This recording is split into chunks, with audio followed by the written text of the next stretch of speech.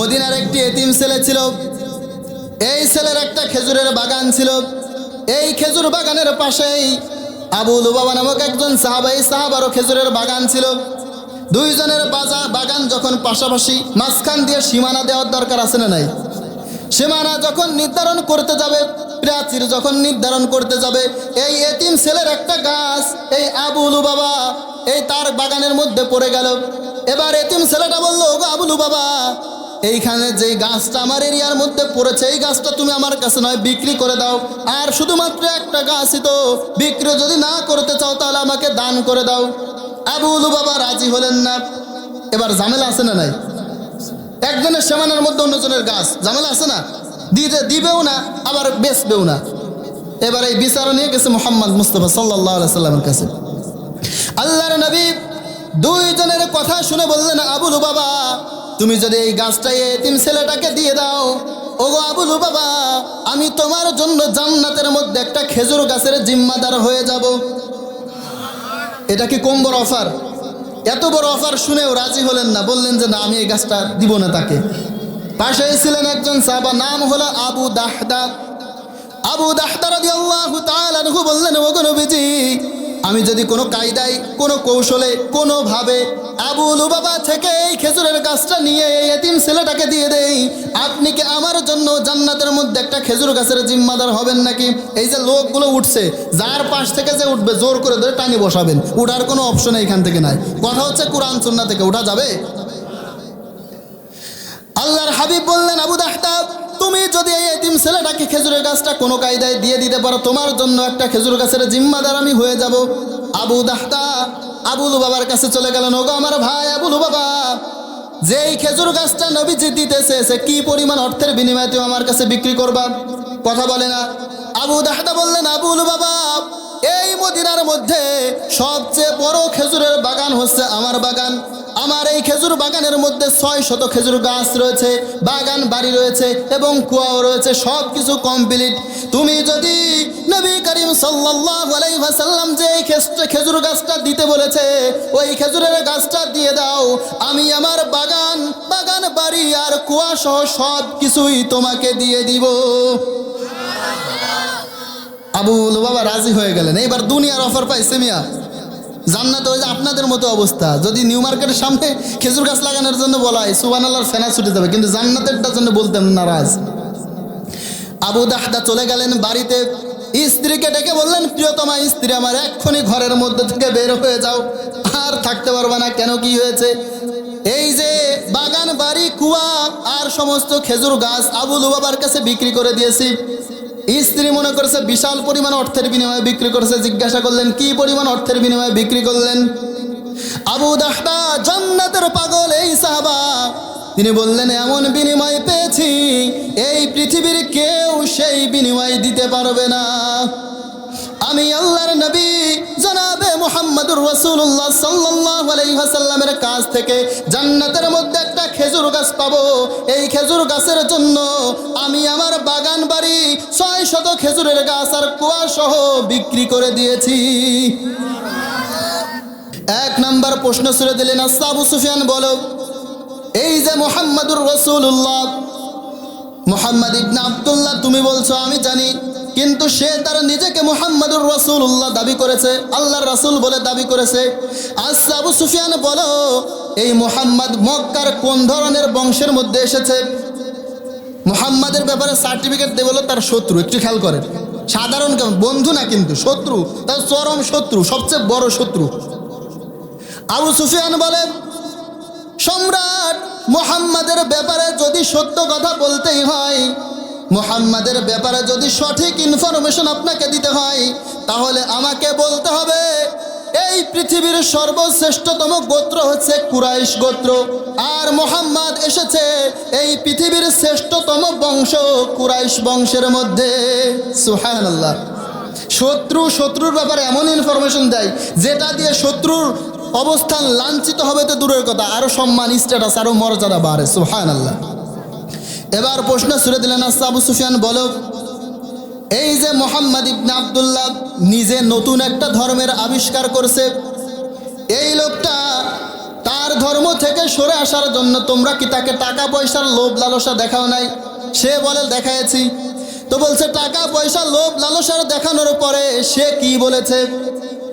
আবু সুফিয়ান বলে, সম্রাট মুহাম্মাদের ব্যাপারে যদি সত্য কথা বলতে হয়, মুহাম্মাদের ব্যাপারে সঠিক ইনফরমেশন যদি আপনাকে দিতে হয়, তাহলে আমাদের বলতে হবে আপনার সামনে কেউ সম্পদ ঢেলে দিয়েছে, আপনি এটা নেবেন না, আপনি পা দিয়ে এটা সরায় দেবেন।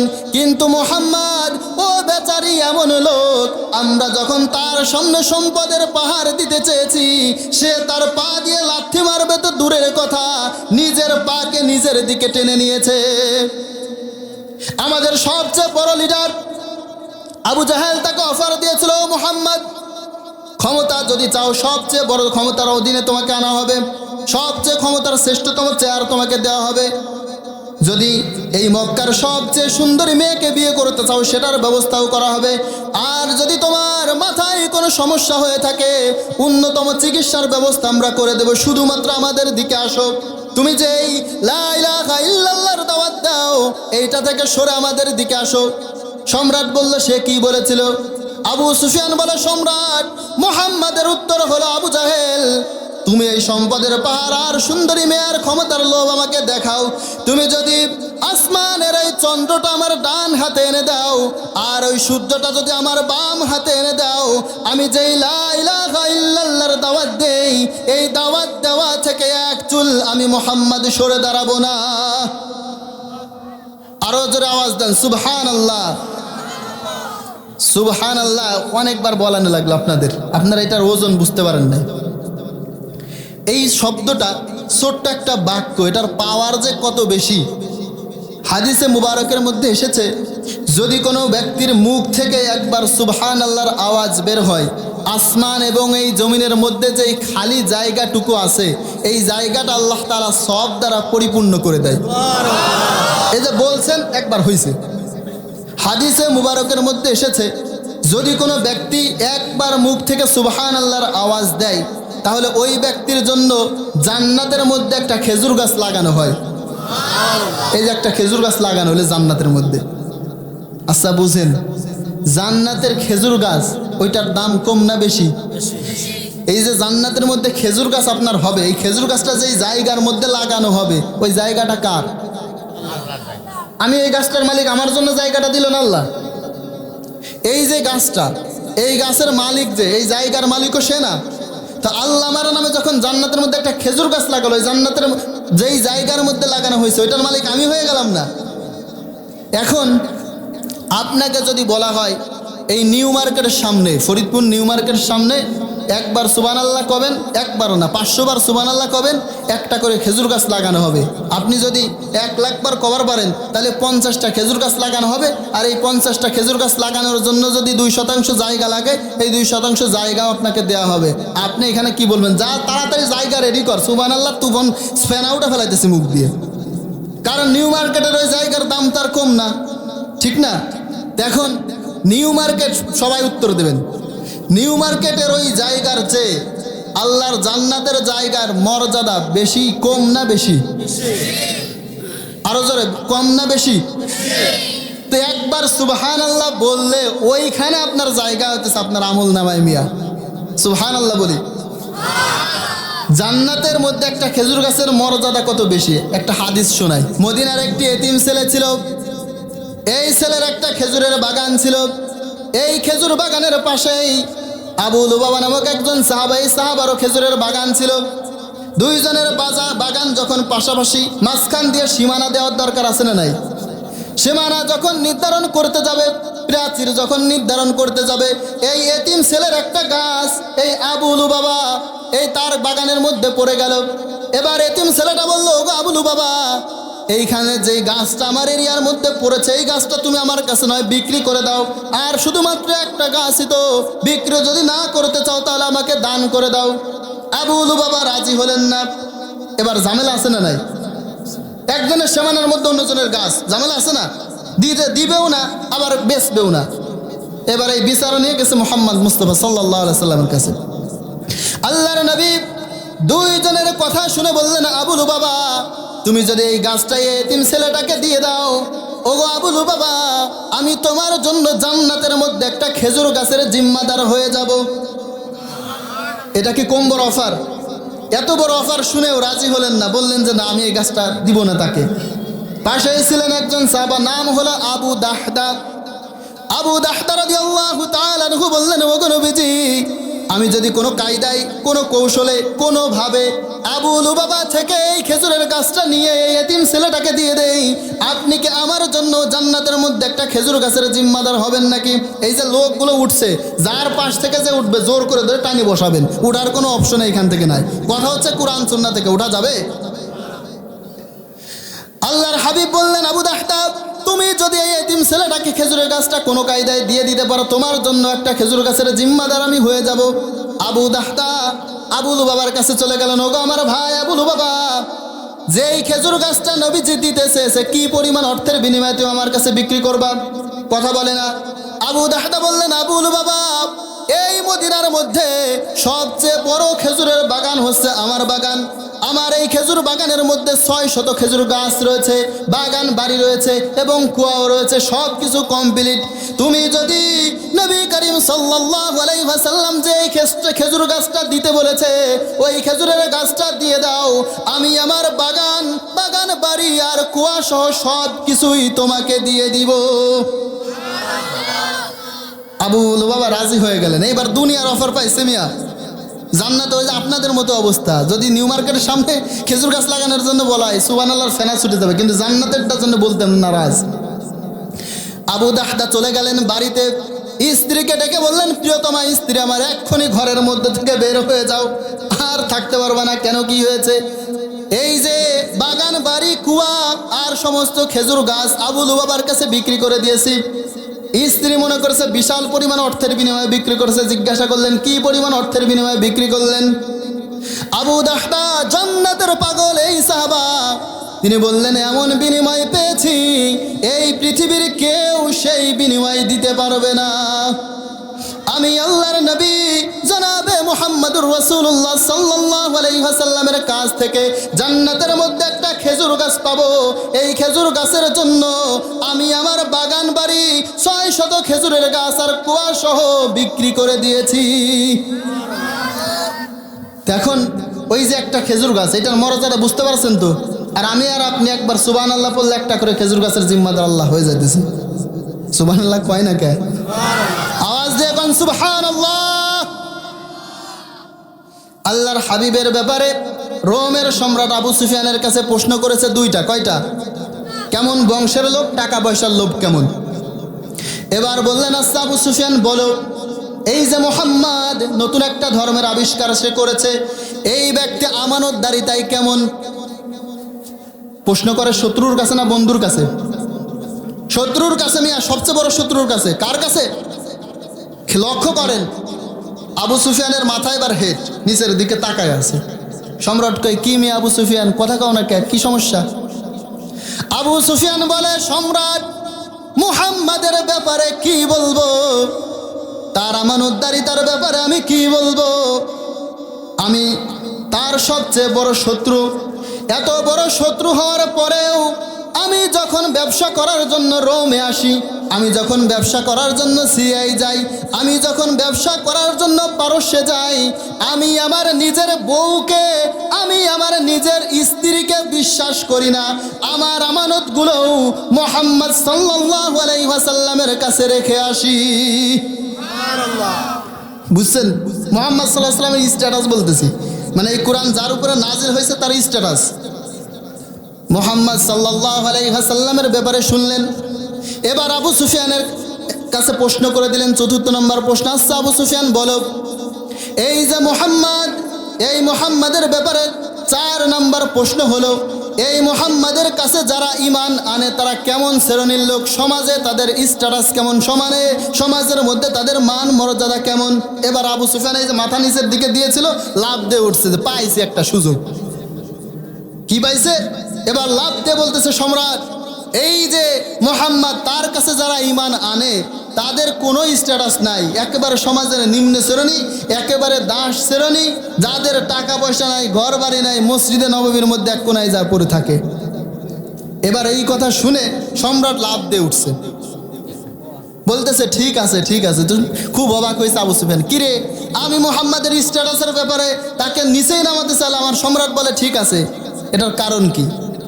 এটার কারণ হলো রোমের সম্রাট তার কিতাবের মধ্যে পড়েছে শেষ জামানায় এমন একজন নবী আসবে যার কাছে প্রথম যারা ঈমান আনবে, যার হাতে প্রথম দিকে যারা কালিমা পাঠ করবে, তারা হবে সমাজের একেবারে নিম্ন শ্রেণীর। এবার ৫ নম্বর প্রশ্ন, ৫ নম্বর প্রশ্ন ছুড়ে দিলেন আচ্ছা আবু সুফিয়ান বলো, এই যে মুহাম্মদ, এই মুহাম্মাদের কাছে তোমরা বললে একেবারে দাস শ্রেণী, সমাজে যাদের কোনো মান মর্যাদা মূল্যায়ন নাই, সমাজে যাদের কোনো স্ট্যাটাস নাই, তারা তার কাছে ঈমান আনে। আচ্ছা আবু সুফিয়ান বলো, তোমার কাছে শেষ নাম্বার প্রশ্ন হচ্ছে এটা, এই প্রশ্নের পরে তোমার কাছে আর কোনো প্রশ্ন জিজ্ঞাসা করব না। আচ্ছা আবু সুফিয়ান তুমি আমার ৫ নম্বর প্রশ্নের উত্তর দাও, এই যে সমাজের একেবারে নিম্ন শ্রেণীর, সমাজের একেবারে দাস শ্রেণীর যারা এই মুহাম্মাদের কাছে একবার ঈমান আনে, তারা কি, তাদেরকে কি তোমরা লোভ দেখাও না? লোভ দেখাই। তাদের কি টাকা পয়সা দিতে চাও না? দিতে চাই। তাদের উপরে নির্যাতন করো না? নির্যাতন করি। তো এত কিছু করার পরেও একবার যারা মুহাম্মাদের কাছে ঈমান আনে, তাদেরকে নির্যাতন করার পরে, লোভ লালসা দেখার পরে কিছুদিন পরে মনে করছে না ভুল হয়ে গেছে, এইটা মনে করে ওই ঈমান থেকে সরে যায়। আবু সুফিয়ান বলো এটা কি হয় কখনো? ৫ নম্বর প্রশ্ন হচ্ছে যে মুহাম্মাদের কাছে একবার যাইলে যেই লোকগুলো ঈমান আনে, এই লোকগুলো ঈমান থেকে কি সরে যায়?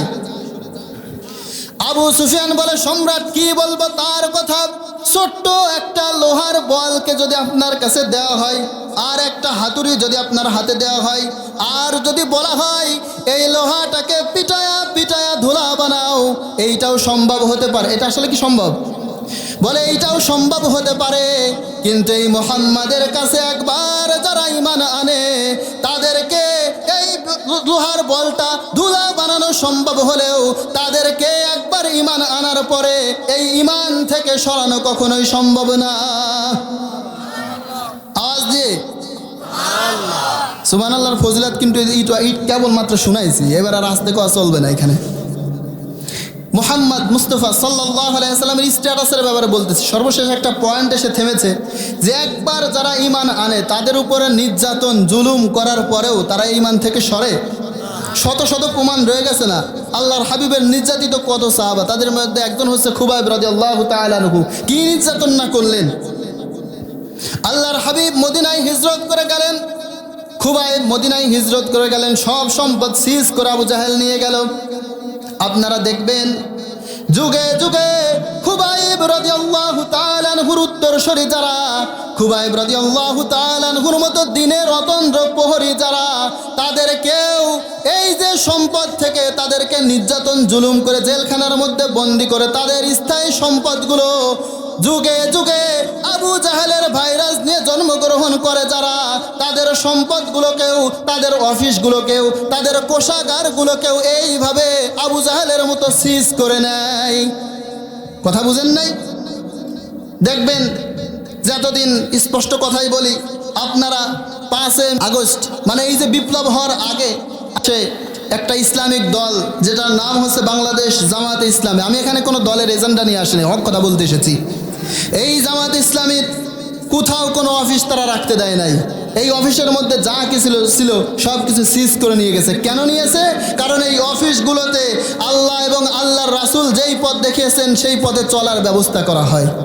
আবু জাহেলদের এটা সহ্য হয় নাই, সেগুলো সিজ করে নিয়ে গেছে, ঠিক কি না? আবু জাহেলের সহ্য হলো না, খুবাইব আমাদের নিজেদের বংশের লোক হয়ে কেমন করে মুহাম্মাদের দিন পালন করে, যা খুবাইবকে ধরে নিয়ে আয়।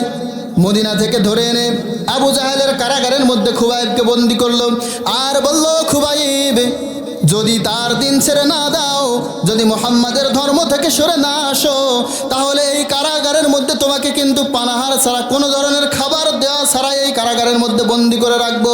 খুবাইব রাদিয়াল্লাহু তাআলা আনহু কি বলেছিলেন? ঈমান থেকে সরে গিয়েছে। খুবাইব রাদিয়াল্লাহু তাআলা আনহু বলে কোনো সমস্যা নাই, একবার যেই দিনের স্বাদ পেয়েছি, একবার যেই দিনের মর্যাদা পেয়েছি, যেই দিনের মজা পেয়েছি, এই মজা থেকে আমি খুবাইব কখনোই সরে দাঁড়াবো না।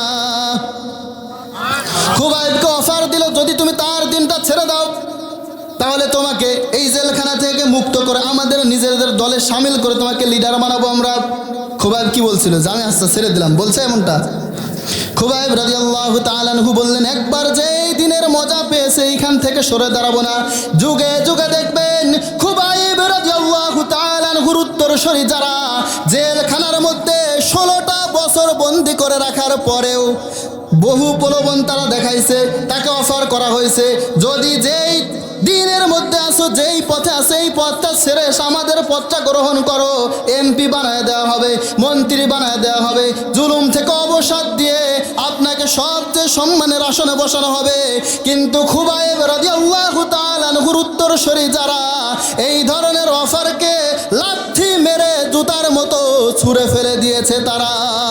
ঠিক না? কথা কি আপনারা বুঝতে পারছেন তো? ইঙ্গিত বুঝতে হবে।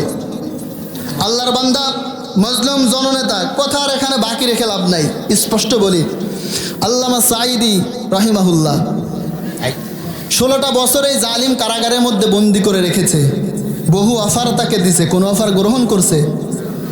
গ্রহণ তো করেই নাই।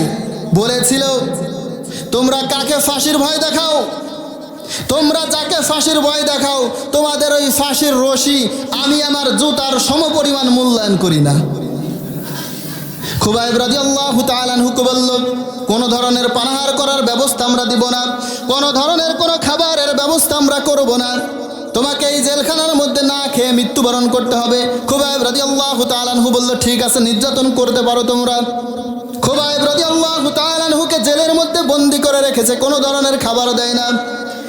কিন্তু অনেকটা দিন অতিবাহিত হয়ে গেল, খুবাইব রাদিয়াল্লাহু তাআলা আনহুর চেহারাটা আরো বেশি ঝলমল ঝলমল করে।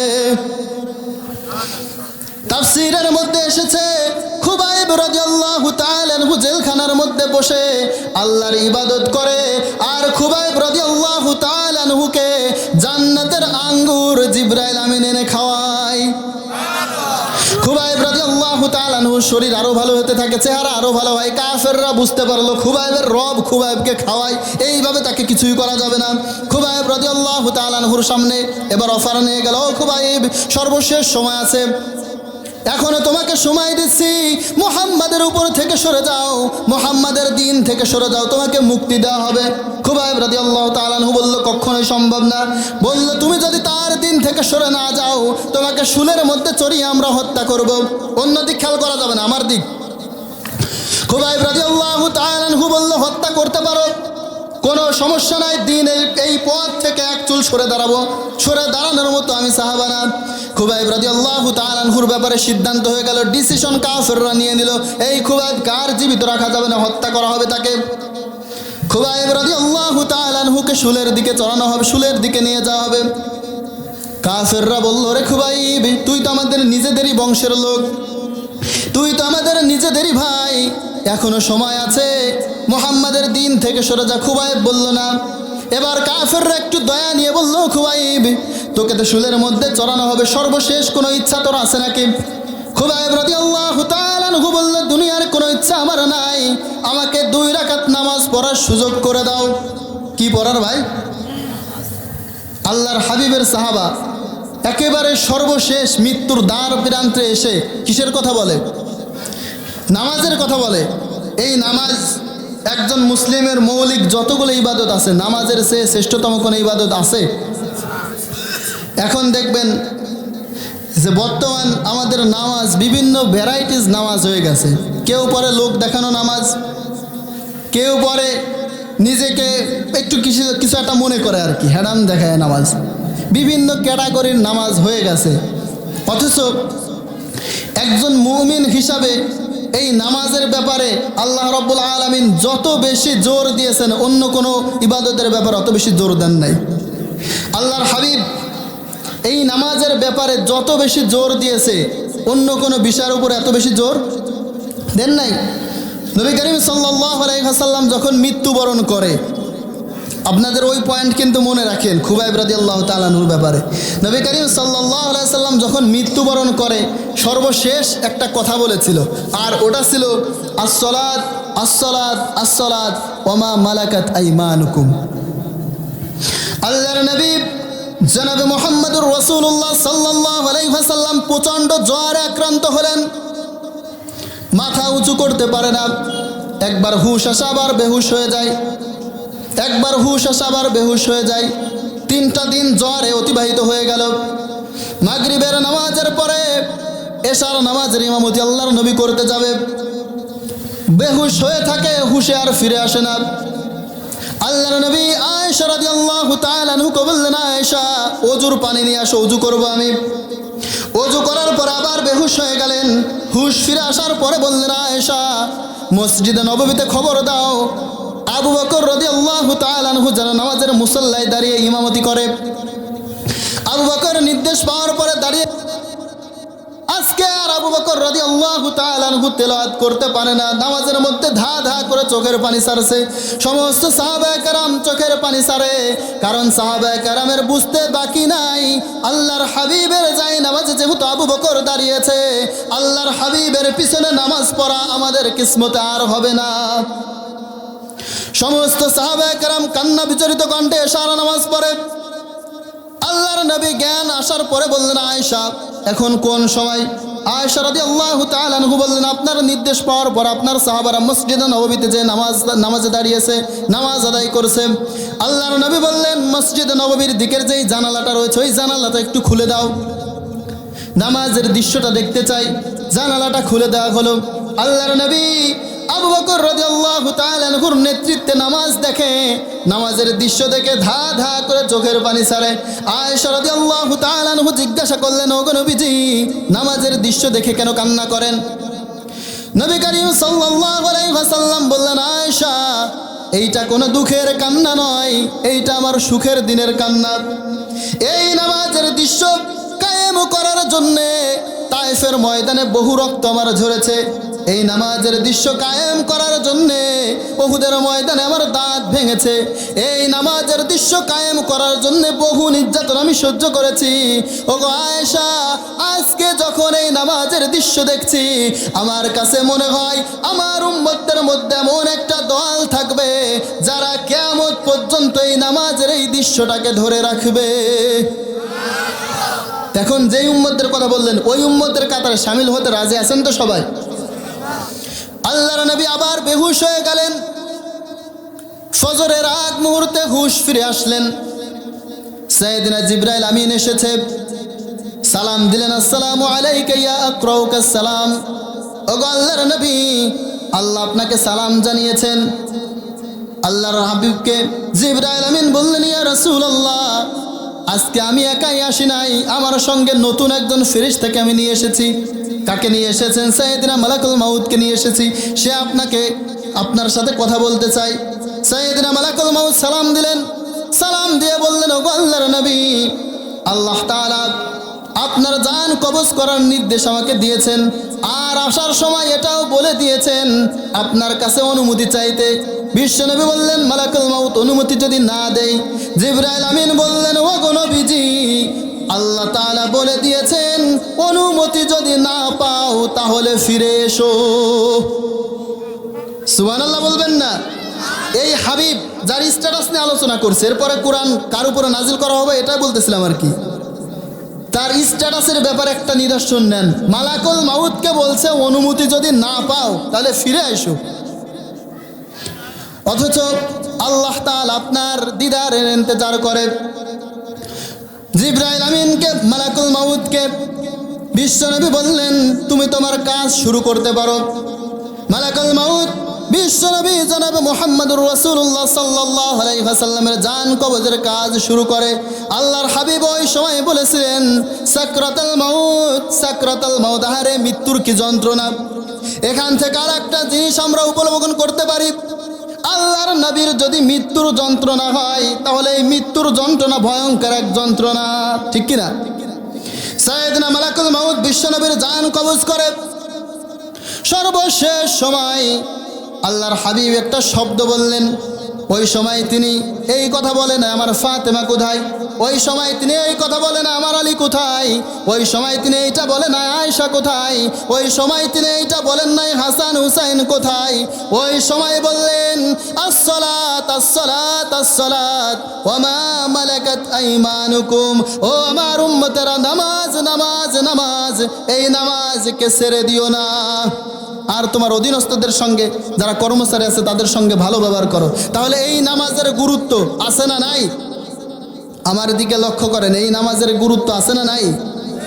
খুবাইব রাদিয়াল্লাহু তাআলা আনহু বলল, দুনিয়ার কোনো চাওয়া নাই, নামাজের জন্য সময় দাও, নামাজ পড়তে চাই।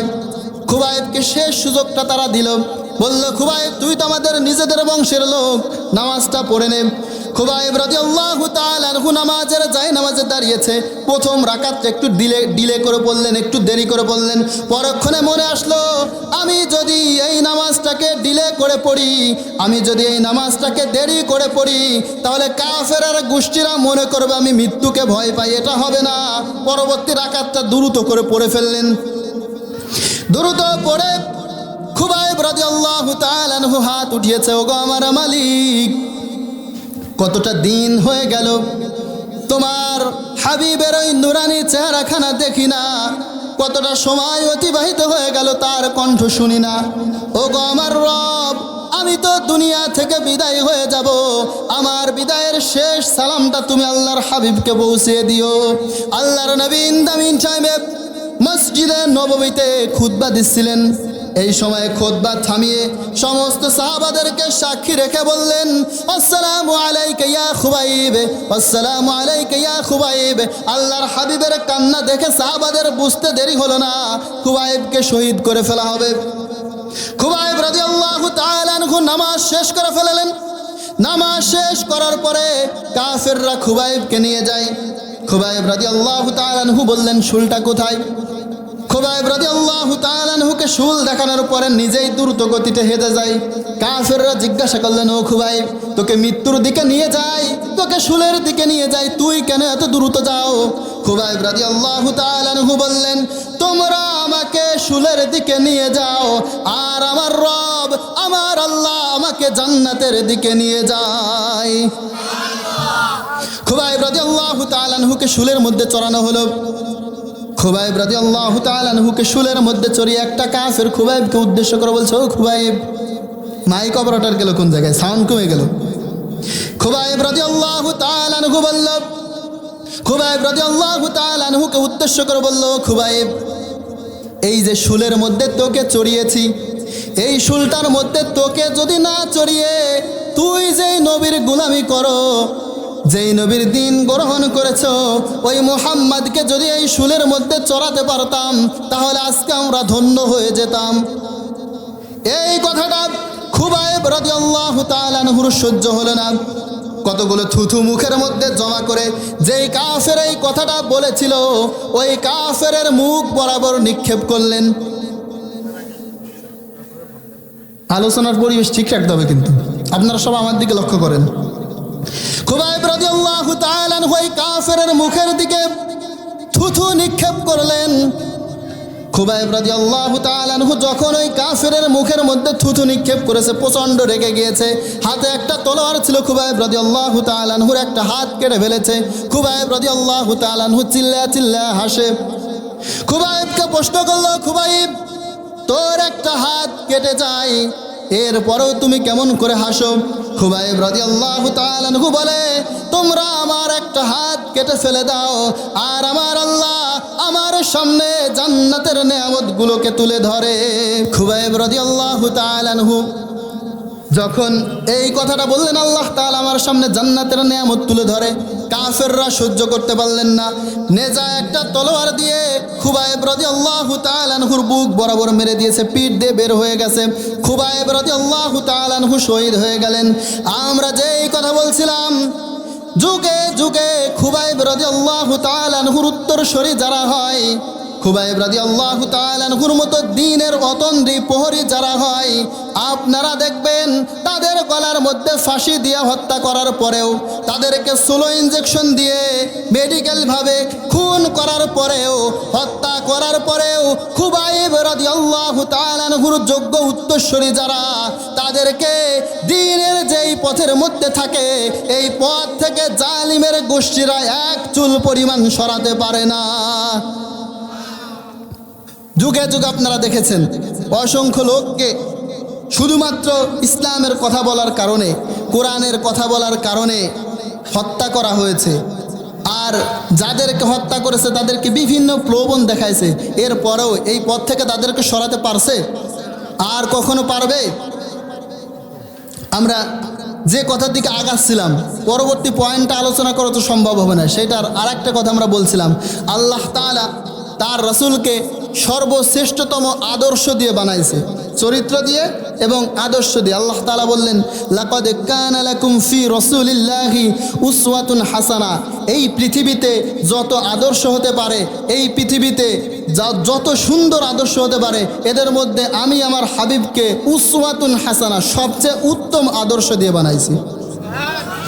কেমন আদর্শের অধিকারী তিনি ছিলেন? আল্লাহর নবী কাবার চত্বরে দাঁড়িয়ে আছে, ওমর রাদিয়াল্লাহু তাআলা আনহু একটু দূরে দাঁড়িয়ে আছে। আল্লাহর হাবিবের ঘাড়ের মধ্যে নাজরান দেশ থেকে আনা একটা চাদর দেওয়া ছিল। একটা ইহুদি এসে এই চাদরটা এত জোরে টান মারলেন, আল্লাহর নবীর ঘাড়ের চামড়া ছিঁড়ে ফিনকি দিয়ে রক্ত বেরিয়ে আসলো। এই দৃশ্য দূর থেকে দেখছে ওমর। এখন এই ওমর নরম না গরম? কথা বলে না, নরম না গরম? ওইখান থেকে দ্রুত গতিতে ছুটে আসছে, ইহুদিকে ওইখানেই হত্যা করবে, ইহুদিকে হত্যা করে ফেলবে। আল্লাহর নবী বললেন, ইজলিস ইয়া ওমর, ওমর থেমে যাও।